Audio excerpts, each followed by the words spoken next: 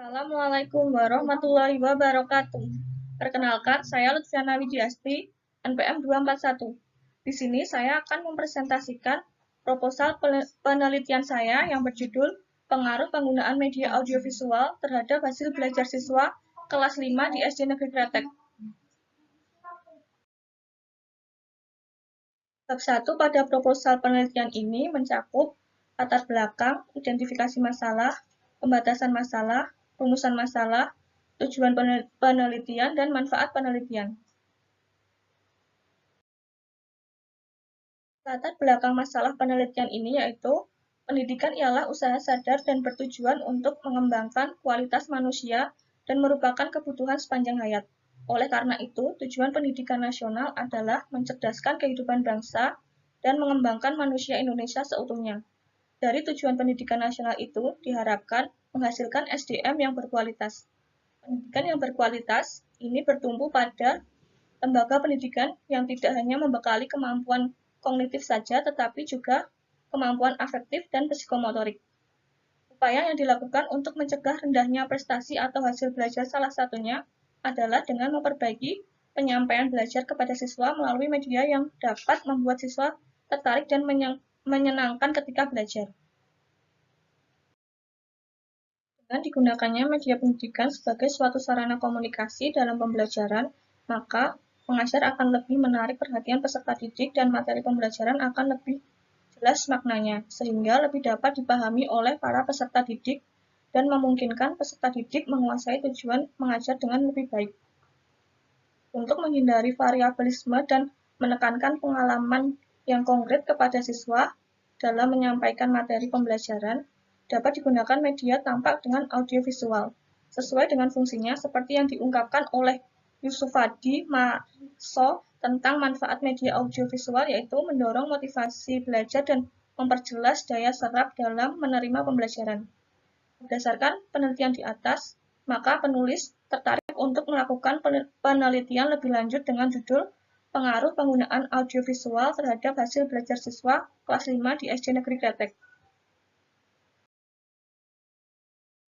Identifikasi masalah dalam proposal ini yang pertama, dalam kegiatan belajar mengajar, guru masih menggunakan metode ceramah, buku dan papan tulis, serta media yang masih sederhana. Yang kedua, aktivitas siswa dalam proses belajar mengajar juga rendah dan bersifat pasif, yaitu cenderung hanya sebagai penerima saja. Yang ketiga, siswa berpindah-pindah tempat, ramai membicarakan materi di luar pembelajaran, kurang memperhatikan materi yang disampaikan guru, sehingga berdampak pada hasil belajar siswa. Yang keempat, kurangnya penggunaan media audiovisual pembelajaran dalam proses belajar mengajar di SD Negeri Kretek. Pembatasan masalah dalam proposal ini yaitu berdasarkan atas berbagai pertimbangan dari penelitian yang berupa keterbatasan kemampuan baik secara materi maupun pengetahuan yang dimiliki, maka dalam penelitian ini akan dibatasi penggunaan media audiovisual pada pembelajaran terhadap hasil belajar siswa kelas 5 di SD Negeri Kretek. Lalu, rumusan masalah dalam proposal ini yaitu bagaimana perbedaan hasil belajar siswa pada kelas yang menggunakan media audiovisual pembelajaran dengan kelas yang tidak menggunakan media audiovisual pembelajaran. Tujuan penelitian dalam proposal ini yaitu untuk mengetahui perbedaan hasil belajar siswa pada kelas yang menggunakan media audiovisual pembelajaran dengan kelas yang tidak menggunakan media audiovisual pembelajaran. Lalu manfaat penelitian, yang pertama manfaat teoritis, yaitu hasil penelitian ini diharapkan mampu memberikan informasi mengenai pengaruh penggunaan audiovisual terhadap hasil belajar siswa kelas 5 di SD Negeri Kretek. Lalu manfaat praktisnya yaitu memberikan sumbangan pikiran dalam rangka mengembangkan ilmu pendidikan, terutama kaitannya dengan hal-hal yang mempengaruhi keberhasilan belajar siswa. Bab 2 pada proposal penelitian ini mencakup yang pertama kajian teori, yang kedua penelitian yang relevan, yang ketiga kerangka berpikir, yang keempat rumusan hipotesis.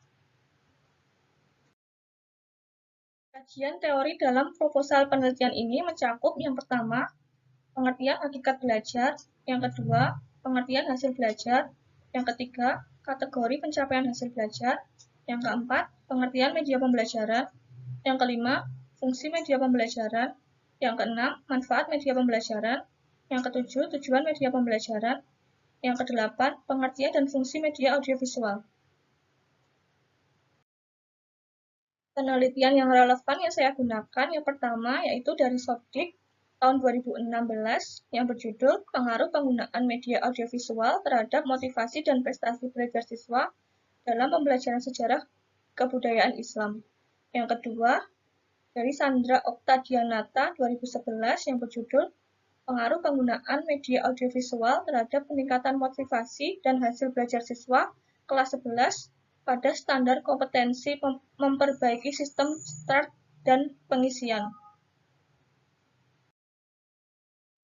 Kerangka berpikir dalam proposal ini yaitu hasil belajar adalah hasil suatu penilaian setelah individu melakukan sesuatu kegiatan belajar yang diwujudkan dalam angka maupun simbol.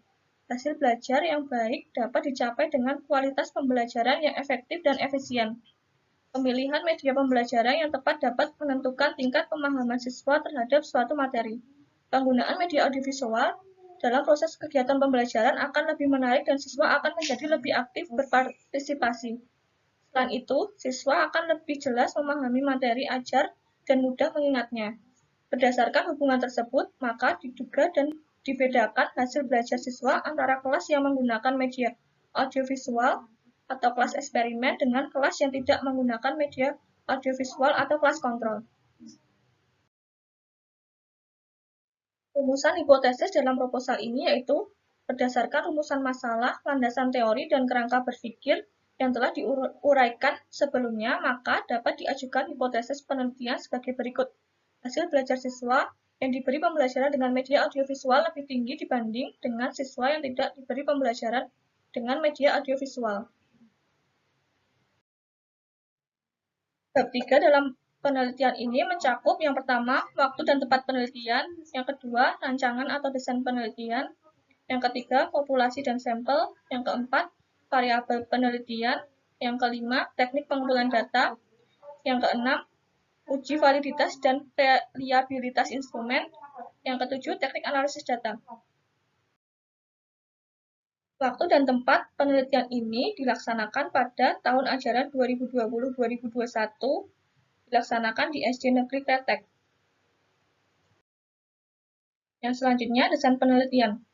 Penelitian ini adalah penelitian jenis kuantitatif kuasi-eksperimental. Kuasi-eksperimental digunakan pada eksperimen yang menggunakan kelas-kelas atau kelompok-kelompok yang sudah ada. Disebut kuasi-eksperimental karena tidak memungkinkan dilakukan penempatan kelompok mana yang mendapat perlakuan dan kelompok mana yang merupakan pengendali random. Lalu populasi dan sampel dalam penelitian ini yaitu populasi dalam penelitian ini adalah seluruh siswa kelas 5 di SD Negeri Kretek tahun ajaran 2020-2021. Dalam penelitian ini, sampel penelitian mengambil seluruh siswa kelas 5A dan kelas 5B di SD Negeri Kretek. Adapun teknik yang digunakan untuk mengambil sampel dalam penelitian ini adalah teknik random sampling. Variabel penelitian dalam proposal ini menggunakan dua variabel yaitu variabel bebas dan variabel terikat. Variabel bebas dari penelitian ini adalah penggunaan media audiovisual pada pembelajaran. Lalu variabel terikat pada penelitian ini yaitu pada penelitian ini variabel terikat dapat dilihat dari penelitian yang ingin melihat perbedaan yang timbul dari pembelajaran menggunakan audiovisual. Lalu teknik pengumpulan data. Teknik pengumpulan data dalam proposal ini menggunakan dua yaitu tes dan observasi. Tes presentasi dilakukan dengan memberikan soal pretest dan post-test berupa soal isian singkat. Lalu observasi dilakukan untuk melihat permasalahan yang terjadi di kelas 5 serta untuk mengetahui sejauh mana guru menggunakan media pembelajaran. Uji validitas dan reliabilitas instrumen pada penelitian ini yaitu uji validitas dalam penelitian ini suatu butir soal dikatakan valid apabila hasil hitungan RxY atau R hitung dibandingkan dengan R tabel dengan taraf kepercayaan 5% menunjukkan bahwa R hitung lebih besar sama dengan R tabel. Sebaliknya, jika R hitung lebih kecil dari R tabel, maka soal tersebut tidak valid, sehingga soal tersebut tidak digunakan dalam penelitian. Uji reliabilitas Soal pada penelitian ini menggunakan rumus Alpha-Korsbach. Analisis data dalam penelitian ini saya menggunakan uji asumsi dan uji hipotesis. Uji asumsi dalam penelitian ini saya menggunakan uji normalitas distribusi data dan uji homogenitas. Lalu untuk uji hipotesisnya saya menggunakan uji statistika parametrik dan uji statistika non-parametrik. Sekian presentasi proposal penelitian saya. Apabila ada salah kata, saya mohon maaf. Wassalamualaikum warahmatullahi wabarakatuh.